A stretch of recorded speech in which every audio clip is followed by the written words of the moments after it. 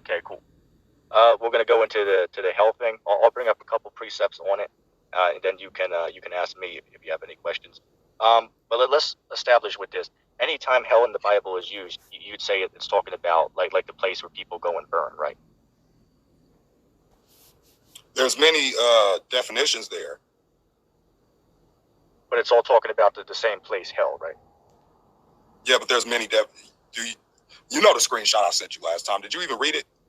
Yes. So there's many definitions there, right? Correct, but all of those definitions are given by scholars of what they believe the word means. Actually, it's a translation of the word Sheol. Right. So it's a man's interpretation of what they believe the word means. No, how do you think we got the scriptures? Do you think we're reading in Hebrew now, or do you think we're reading in English and it was translated from the Hebrew so we can read it? Right, I understand that, but what I'm saying is the interpretation that they give into the word is what they believe it means in the scriptures. So man's actually, when you read Enoch, Sheol is mentioned in there as hell.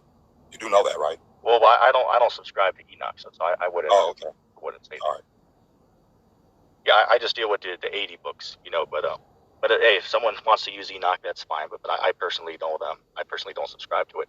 But anyway, what I'm asking is, from your understanding, what are the definitions of hell in the Bible that you would say is mostly used?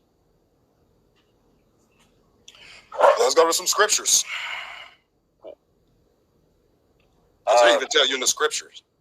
Right? It tells you in the scriptures. It doesn't say, I already know your position. You think that hell is right now on earth. That's the position you take, right? Let me respond to that. I'd say that from my understanding from reading the scriptures, and don't get me wrong, I used to believe the same thing you believed about, people dying go to hell. I used to believe that for the longest time, but then I went back and did some more research into it, and I came to the conclusion that I got now. So I am familiar with the position that you have because I previously held that myself. But I'd say when you read the Bible, hell represents a condition of suffering that takes place on the physical earth. So we could say it's here on earth is what we could say. Could I give you an example of that? Go ahead. Okay. What about Jonah chapter 2, verse 2? I'll just quote it. And you know the story of Jonah, right? So he was in the belly of the fish, right? So it says he cried unto the Lord by reason of his affliction out of the belly of hell, and he heard my voice. So my question to you is, what does that mean when Jonah cried to the Lord out of the belly of hell?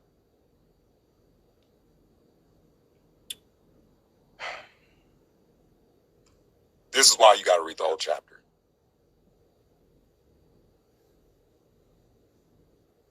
And I said Jonah chapter 2, verse 2.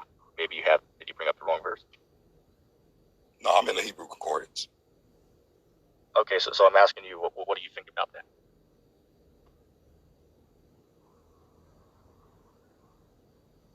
Hell, 7585.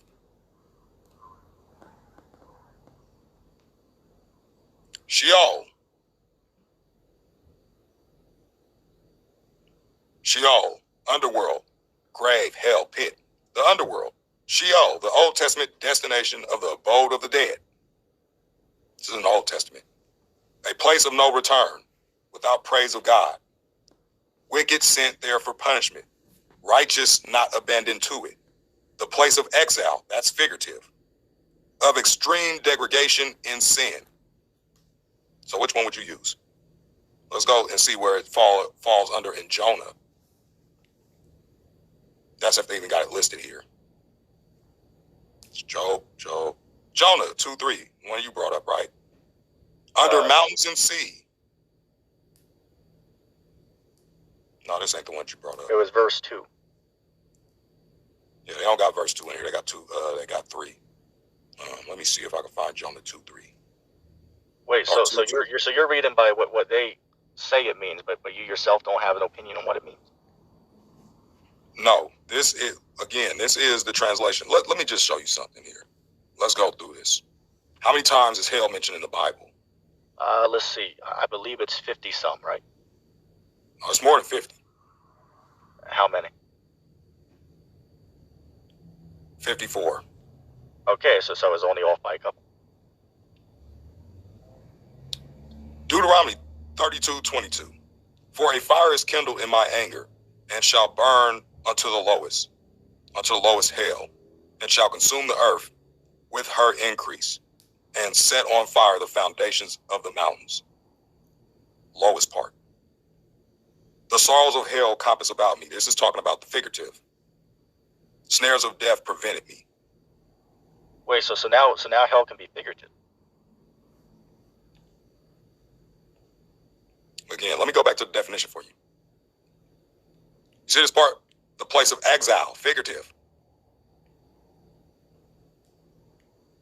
Okay. I mean, this is nothing but, you see these words right here? These are translated words here. Okay, this is how we got our scriptures, right through translations. The original text was written in Hebrew using Hebrew words, just like the New Testament was written in Greek. It wasn't written in English. It was translated to English. So to understand what we got it from, you got to go to the word. You got to look at the definition of what they used it for back then. Okay, because I ask you something on that?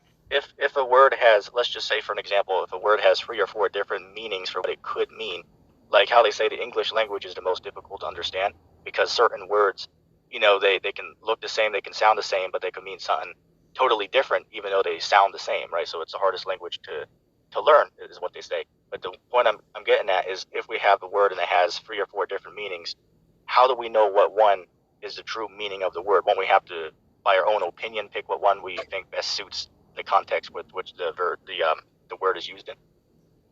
Yeah, so exactly, you got to look at what they're using it for. Just like when you look at horizon, right? Right. Let's just use a simple logic here. Horizon definition. There's more than one definition for a horizon, right? We know this. Okay. The horizon, why is it on that news? And why is it not going to the definition?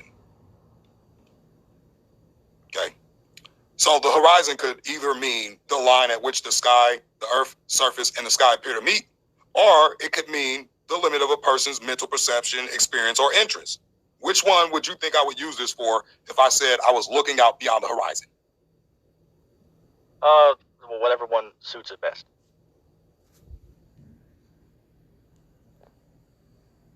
We know I can't look at a person's mental perception, experience, or interest. Right. So it would have to be number one.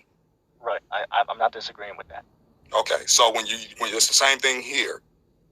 Say, for instance, this says here, "For thou wilt not leave my soul in hell." So this deals with the soul being in hell, right? This would mean you believe the souls are there right now, correct? I'm gonna go into this again for you. No, I was just asking you. You believe people are burning in hell right now, right? Burning in hell? No. But are they in hell though? Like under the earth or whatever? Yeah, they're in hell, but they're not burning yet. Well, what are they doing in hell? They're awaiting the judgment. So wait a second. So what about when you bring up Lazarus and the rich man? It says that he was burning in that flame, right? So you'd say that's not literal then? Well, he could be. It could be people. You said they weren't burning. You said they weren't burning. So how would you deal with? Well, you think that hell is on the earth. So how are you going to use Lazarus thing when you know that he was dead in the earth? Hold on a second. Hey, hold on a second. I'm just bringing up because usually the popular scripture to go to for most believers in hell would be what is that? Luke the 16th chapter dealing with Lazarus and the rich man. So I was just asking you a question dealing with that because you said people are in hell, but they're not in torment, right? They're not burning right now. So I was like, well, wait a second. Wait, just let me finish that. Let me just finish my statement. So how would you deal with the scripture, which you're familiar with, right? Luke 16, where it says that Lazarus, the rich man was burning in torment, right? But you just told me that people are not in torment down in hell right now. Put it this way: there's different places in there, and I don't know. You don't know. Okay, there could very well be people burning. There could be people in another part that we hear of being the outer darkness part. So there's not just one part in hell. It's compartments. Okay, and depending on which that comes from compartment you're going into. What? Have you ever heard of something called Dante's Inferno? No, I haven't heard of it. Yeah, look that up. It's called Dante's Inferno, and basically, it's I believe they speak about 9 levels of hell, right? That it keeps going, it keeps going downwards, and depending on what sins you committed it will determine what level of hell you go to, right? The levels of hell, they keep getting worse as you go on down, right? But that's where the whole thing that you just brought up about there be levels in hell, that comes from the idea of Dante's Inferno. You can do some research on No, that. actually, the reason why I said that is because I read the Apocalypse of St. Paul, where it talks about the levels. That's where I got it from. So, Okay, I don't, okay. Is that one of the Apocrypha books, right? One that was not considered to be part of the canon? I believe so. I know it was taken out the Bible. Let's just say that. Yeah, I don't subscribe to that. I've heard of that book before, but I don't subscribe to that book. But I mean, if you're welcome to believe that if you want, but I wouldn't say that's an argument we could use here because I don't subscribe to that one.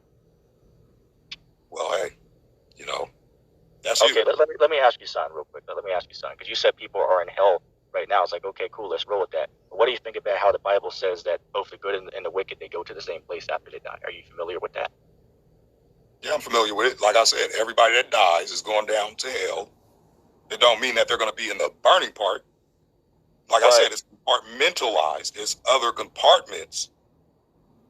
Could you grab Job chapter 3 and start at verse 10 for me? No, let's deal with this one real quick. Okay, after this one, you'll go and get mine then? Yeah. Okay. Read it. Read what verse? Starting at 12. Okay. It says, "And I saw the dead, small and great, stand before God, and the books were open. And another book was open, which is the book of life. And the dead were judged out of those things which were written in the books according to their works. And the sea gave up the dead which were in it, and death and hell delivered up the dead which were in them. And they were judged every man according to their works. And death and hell were cast into the lake of fire. This is the second death. And whosoever was not found written in the book of life, they were cast into the lake of fire." All right, so it says that there's people in hell, and that hell is going to deliver up the dead which were in them. This is before they're cast into the lake of fire with death and hell. Okay, so yeah, can I explain that? Sure, I don't see how I don't see how you could explain it when it's very clear right here. I'll explain it. Go ahead and grab the book of Psalms, chapter 139, verse 8. 139 what? Verse 8. I don't know how this is going to help, but okay.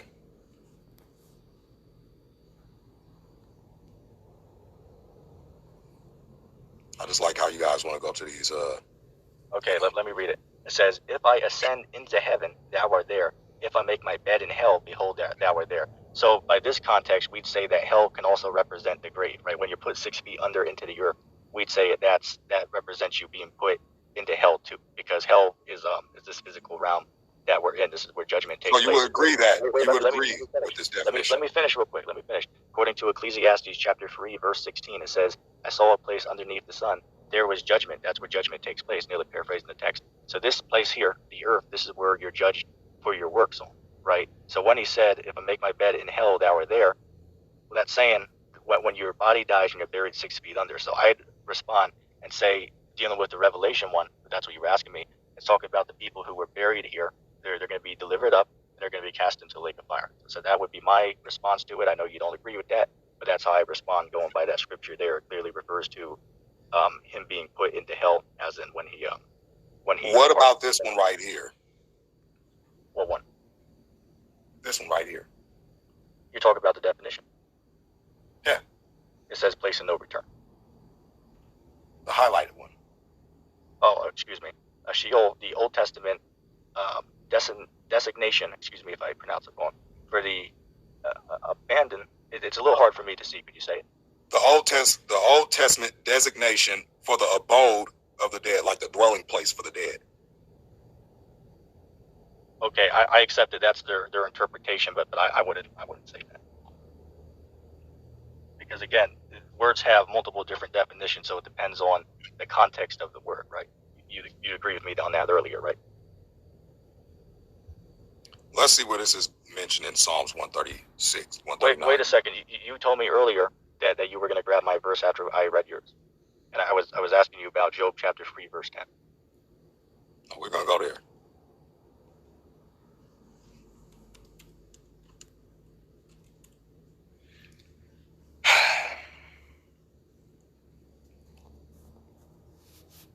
This is the one that you asked me to read, right? Same one, right? Is it going back to Jonah? Or what verse?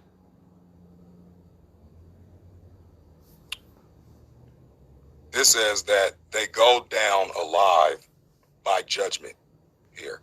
And that ties in with the verse that you just brought up in Psalms 139. So where are they going down to for judgment? Wait a second. Wait. Did you read a definition? No, I read the context there. Yeah, but I'd say again. Wait, hold on a second. The context that they're giving you, that's their opinion on what they say the verse means. So that's not necessarily valid to say that's what it means, because that's their opinion on what they believe the text means when they give the commentary. So let's talk about heaven and hell here. Yeah, but heaven can represent a position of rulership where the sky above us or where the Most High is at. So, like, I can give you one. I'll give you an example. If I ascend up into heaven, where is that? What heaven is that? Well, it depends on the context. In this context, I'd say this is talking about the sky. Like the sky in the sky above our heads, I would say, in this context. And can I give you a reason of why? Well, God is in the sky.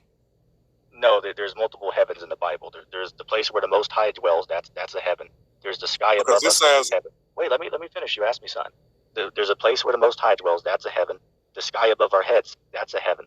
And a position of rulership that also can be a heaven. So my question to you, context.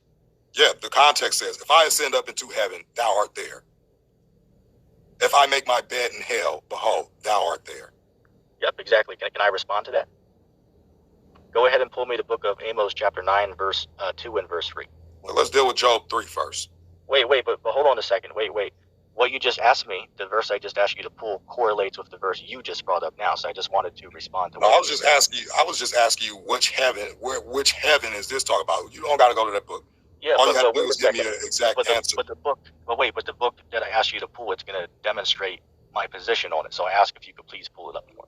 But I'm asking you, what does this verse right here talk about? Not, you don't have to go to explain this verse right here. It says right here, if I ascend up in heaven, thou art there. If I make my bed in hell, behold, thou art there. You said that there's different heavens, that it could be of rulership, it could be the place where God abodes, or it could be the sky above. So which one, according to this verse here, are you talking about? Which heaven are you talking about? Because if it's hell. Okay, can I respond? Go ahead. Okay. Yeah, this is talking about the sky above our heads, and the hell, it's talking about the earth beneath our feet. And again, going by the verse I just asked you to pull, it actually demonstrates what I'm saying. So maybe you know that, so maybe you don't want to pull it up, but I'm not. No, sure. I'm gonna pull it up because it's not going to demonstrate what you said. Okay, because then you would have told me a lie when I asked you, is God in the sky? Is that his abode? Is that where he is? Because you gave me the definitions. You said there's a heaven where God dwells, where his throne is, which we know ain't in the sky. It's on the firmament. That's where his heaven is. Then you said the other definition could be a place of rulership, or whatever you said. I don't want to get you wrong. And then you said the sky. So I asked you which one is it. What I said, I said there's three definitions. There's the heaven where the Most High dwells. Then you have the heaven, which is the skies we see above our head. And then you have the third definition, which can mean a position of rulership. Yeah. So okay, you got Amos. What chapter? Chapter 9, verse 2 and verse 3.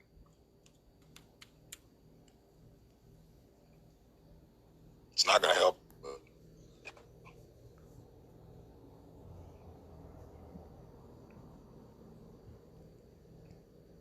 Here it talks about digging into hell, so it would be underneath the earth. It would be in the earth.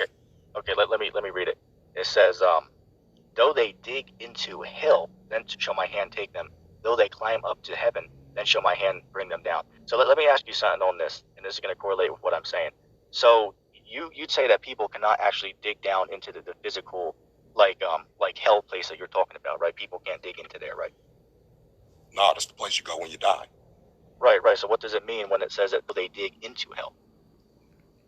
According to this, when you look at the definition of the word being used here, I would say the pit. And what's the pit? It's just a pit. So if I dig a pit in my backyard, that could Let's see something. Wait, if you dig a pit, go ahead. If you dig a pit in your backyard, right? Because it says a pit, right? Pit, hell, grave, underworld, Sheol. Place of exile is figurative. That would be dealing with the earth. If they were talking about, a place of exile and they were equating it to hell, that's what that would mean. Right? Let's see what it falls under here. Because again, I go back to these translations. Why? Because obviously somebody had to translate the words. So if you're telling me I can't go here, then you would have to tell me where else can I go to find out the meaning of words according to the Bible in the language it was written in. So that's what I'm doing. I mean, you can go here, but again, the very concept that there's a place where people go and burn, I'd say that's not biblical. So that's really the main subject that we're trying to debate. What they're giving you here is their interpretation of what they believe these texts mean. Because again, anybody can come up and say the text means anything, right? So the scholars are given their understanding of what these words mean. That's why you have multiple different meanings they give you. So you have some you can pick from for what you believe it means. So this has nothing to do with context, right? Is that what you're saying? Well, I'd say they're not putting the context together with the scripture, right? They're just giving their own interpretation, right? Well, they are putting the context together, but they're doing it from a faulty perception, so to speak, because they already have it in their mind where so you give me hell that it's talking about a place where people. Give me your interpretation on the word Sheol. Sheol, I'd say that's talking about the like the ground. But it doesn't say the ground here. What does it mean? Or I should say that like 5 times. Like the earth. There's a different word for ground. There was a Hebrew word for ground, right? Sure. But what do you think it means, could I ask? See the definitions?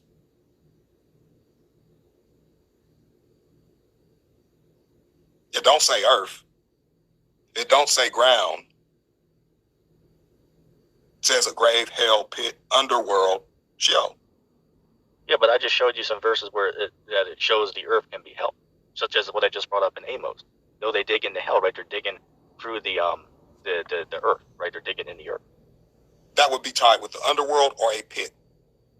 But again, that's a subject we're debating because I don't believe in the underworld such as that. So where do you think people go? Where do you think people go when they? We can get into that. We can get into that. Go back to Job, the 3rd chapter, the 10th verse, because that ties in with what you just asked. Okay. I like how you guys give me one verse. Well, I mean, we're just going there to prove the point. So this isn't a 6-hour video by you reading the entire chapter to get 1 or 2 verses. It's not. You don't have to read the entire chapter, but you could read like the first couple of verses ahead. I mean, before it. I mean, 10 chapters don't take up 3 minutes to read. Yeah, I mean, you can do that, but if you read it, the context here is Job is wishing he would have died because of the circumstances he found himself in. So now, which is the verse I would bring it up, now he's describing where he would have went if he did die. So where did he go? Show me the verse. Well, let's read it, and then you can ask me my interpretation. No, Wait, come on, man. Let's read it, and then you can ask me the question. All right, read it. Okay. Verse 10, it says, because it shut not up the doors of my mother's womb, nor hid sorrow from my eyes. Why died I not from the womb? Why did I not give up the ghost when I came out of the belly? Why didn't the knees prevent me? Or why the breast that I should suck? For now would I have lain still and been quiet, I should have slept. Then had I been at rest with kings and with counselors of the earth, which build desolate places for themselves, or with the princes that had gold who filled their houses with silver, or as an hidden untimely birth, I had not been, as infants which never saw light. There the wicked they cease from troubling, and there the weary be at rest. There the prisoners they rest together, they hear not the voice of the oppression. The small and the great are there, the servant is free from his master.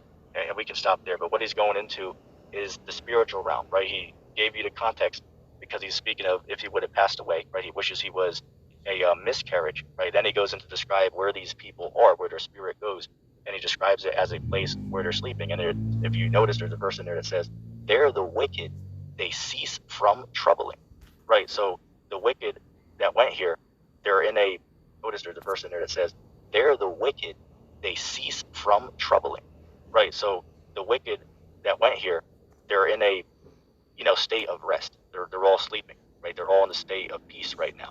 So what do you think about those verses? So you said something earlier and you're trying to bypass it. You said Job here explains where he would have went. Where did he go? Let's get back on that point. Where did he go? Let me answer that. According to what is that? Ecclesiastes chapter. No, right here. Why? What's the problem? But let me hold on a second. Let me answer that, because the scriptures tell you the soul of a man goes up to God when it departs from the body. Is what it was about to quote. So where did he go? He went to the spiritual realm, wherever the Most High puts them. Whether that's in it doesn't. Scriptures don't say exactly where that realm is, so I couldn't be 100% certain on that. But their spirit went up to the Most High, and wherever the Most High puts that spirit, they're in a position of rest. They're just in a state of unconsciousness, right? Okay, so in here he's talking about how he wished he wasn't born and all that stuff, and he gives this whole long spiel, and he says, "Wherefore is light given unto him that is in misery, and life unto the bitter in soul, which long for death." So it's talking about death here, but it cometh not, and dig for it more than for hidden treasure, which rejoice exceedingly and are glad when they can find the grave. Right. Now, this is right. Hold on. Yep. Right here, he's talking about them going to the grave. In this chapter where you're talking about, explain Job, you said Job explained he went. So why you gotta go to Ecclesiastes? Wait a second. Explain where Job went. He's telling you right here. Melvin, let me respond. What he's talking about here in the last couple of passages you just read, he's talking about people who are suicidal, is what he's talking about. What? He's talking about people, the last couple of verses you read, he's talking about people who are, as you just read, he's talking about people who are suicidal, is what he's talking about. What? He's talking about people, the last couple of verses you read, he's talking about people who are suicidal and will take their own life. That's why it says, you just read it, that they're exceedingly glad when they can find the grave. Oh my goodness. I mean, is that not what it says? So John's suicidal in this chapter. Say that again, you cut out.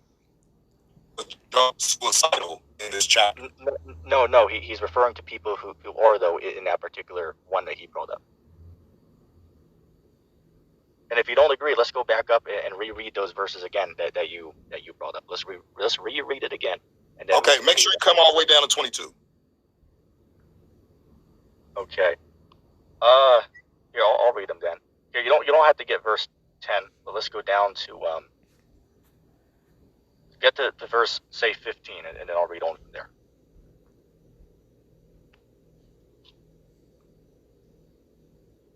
Okay, hold on. Did you hear me? Okay, it just it took a second.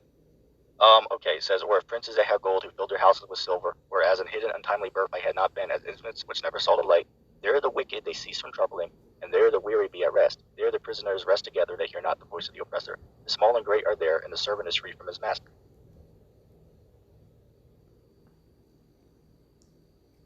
Yeah, you gotta move the screen down. Okay, it says, "Wherefore is light given to him that is in misery, and life unto the bitter in soul, which long for death, but it comes not, and dig for it more than hidden treasures, which rejoice exceedingly and are glad when they can find the grave." Right. So that's talking about people who are suicidal, that they're excited when they can depart from this world. And that's what he mentioned right there in that in those last couple of passages. He was going into a different subject matter that was related to what he was describing. Because again, he's saying that he wishes he would have died. So he was speaking of people who have that mindset in that particular verse. And if I'm incorrect, could you enlighten me as to what you believe then? The question is, how would he be describing everything that he wished and just switch into another subject when he's still talking about himself? Because when you read the rest of it, right? Read the rest of it. "I was not in safety, neither had I rest, neither was I quiet, yet trouble came." So he's talking about himself still. Yeah, so I don't see why he would be talking about himself, then go to somebody else. He's describing something that he's talking about with himself. "For my sighing cometh before I eat, and my roar are poured out like water, like the waters." Right. He's saying, talks about the thing that he fears that came upon him. Right. He's saying that he wishes he was never born, and when it says that trouble came, that's referring to that he was born into the world, is what it's referring to. Because if we went back up, he was saying that he wishes he died in the womb, right? He wishes that he was a stillborn. Then he went in to describe the spiritual realm as to where he would have went if he was to die in the womb, right? If he never came out into the world and died in the belly. So he describes where people go when they die. So in here in verse 22, would you say that the grave would be a part of that spiritual realm? Because this is where it's mentioned. And when you look at the definition again, the destination, the Old Testament designation for the abode of the dead, wouldn't that be the spiritual realm? I'd say the grave represents the earth, like when they put you 6 feet under, is what it is. But hell can also mean the grave, which is the ground beneath our feet, where they put you when you pass away. Just as was shown, going back to, what was that? Psalms 138, verse 8, I believe, right? Or 139, verse 8. We already showed that, right? It referred to the grave as hell. Okay, bro. That's what you believe. Okay, so from your understanding, where do the righteous and the unrighteous go when they pass away?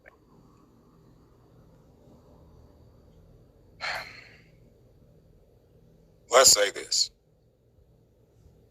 Most people are going to be going down into hell, whether you believe that's the grave or whatever. But it says that it's also the abode for the dead. It's not saying people burning down there, because again, like I said, there's many compartments to hell.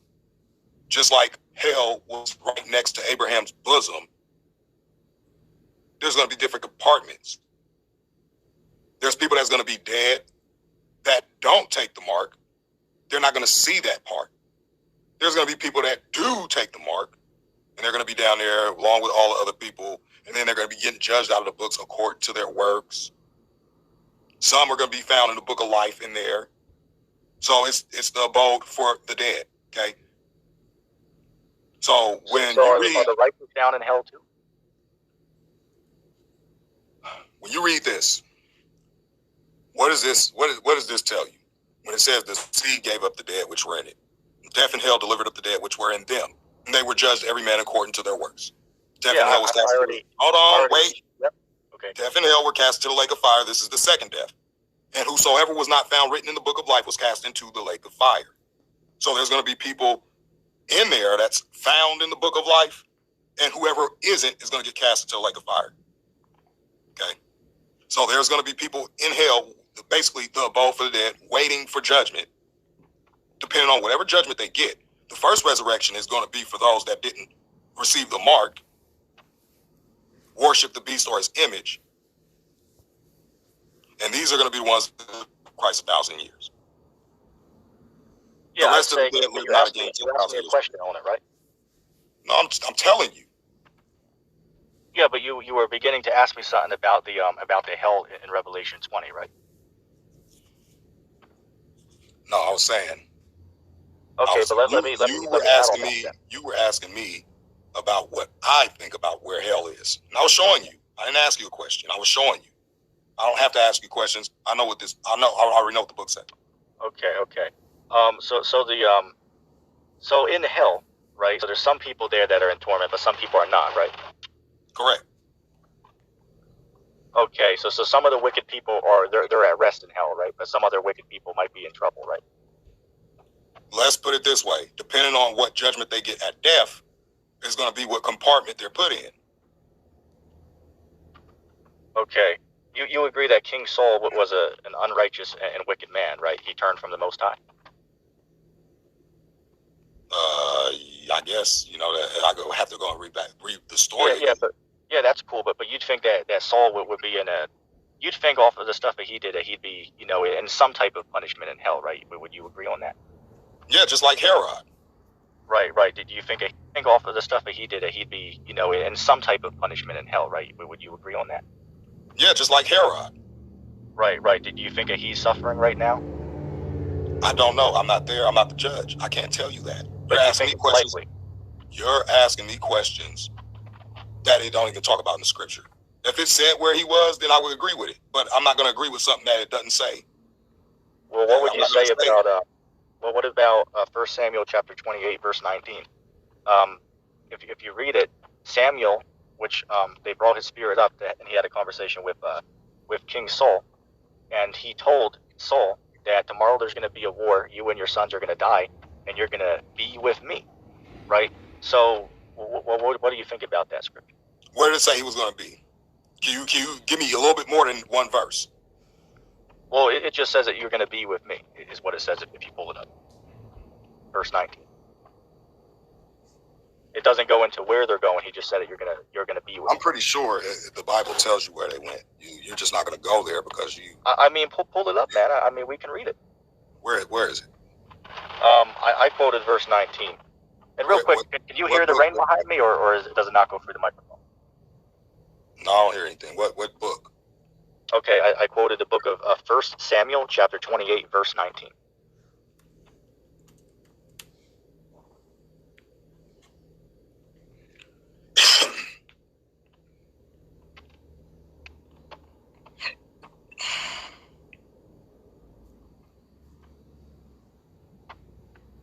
Says, what did you say about this chapter again? I said verse 19, 1-9. No, I'm asking what did you say about the chapter? Oh, I said in the chapter, King Saul goes to a witch to summon the spirit of Samuel. So Samuel comes up and has a conversation with Saul. Now at this point, Saul was an unrighteous man and turned from the ways of the Most High. So Samuel tells Saul, which we can read it, but he tells King Saul that tomorrow there's going to be a battle. You and your sons are going to die, and you're going to be with me, right? So they're going to be with Samuel, right? So I was just asking you, what's your interpretation of this?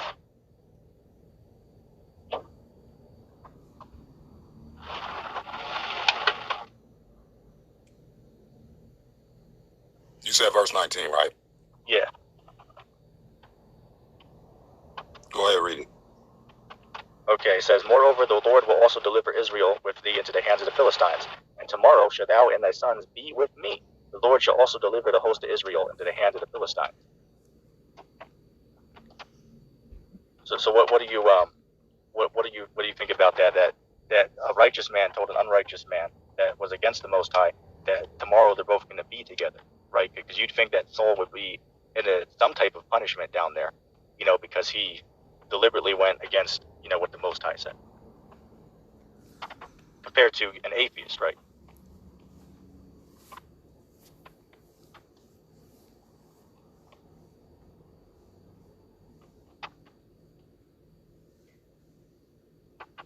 Just a heads up, after we deal with this, I'm gonna have to hop off because it is starting to pour over here, so I'm gonna have to get in just a couple of minutes.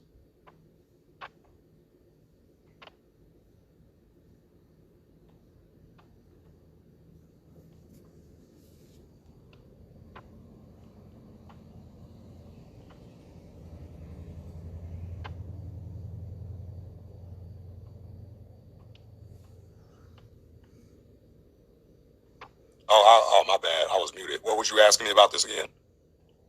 Oh, let's see. I'm not sure where I left off. But I did make a statement and said that after we deal with this, I'm gonna have to hop off. I heard that. I was muted. I was asking you a question about what you was talking about with this chapter.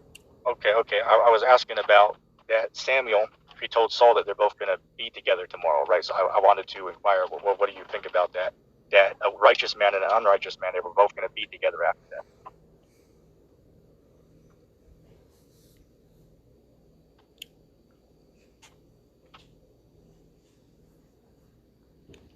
I can't answer your question. You want to know why? Because you're bringing me one verse, you ain't bringing me no context with it. And you're not bringing me the I can't answer your question. You want to know why? Because you're bringing me one verse, you ain't bringing me no context with it. And you're not bringing me the full story. Okay, that's fine. But I mean, if you read the whole chapter, simply what happened was King Saul went to a woman who summoned spirits, and I know it's Jezebel. I know. Okay, but that's the story before this, right? They bring Samuel up, and that's what Samuel tells Saul. That was the point I went to get. So now you know the background of the rest of the chapter for what happened to lead up to that point, right? Yeah, it's been a while since I read this whole book, but I'm gonna read the whole book. I'm pretty sure it says what happened to Saul for that. Pretty sure later on down the line in the book, it's gonna tell what happened to Saul. So I'm gonna find that. And all right. Well, yeah, man. You can read that again. Will you have me on again for another discussion in the future? Yeah, I might. I don't know yet. I can't make no promises. Can you hear me? Can you hear me? Yeah, man. I'm gonna have to hop off now because it's starting to pour on me. But I'll come back again if you have me on another time. Does that sound good? Yeah, I'll see if I can do that. Yeah, that's cool, man. Anyway, thanks for having me on, man, and I'll see you around then. All right. All right.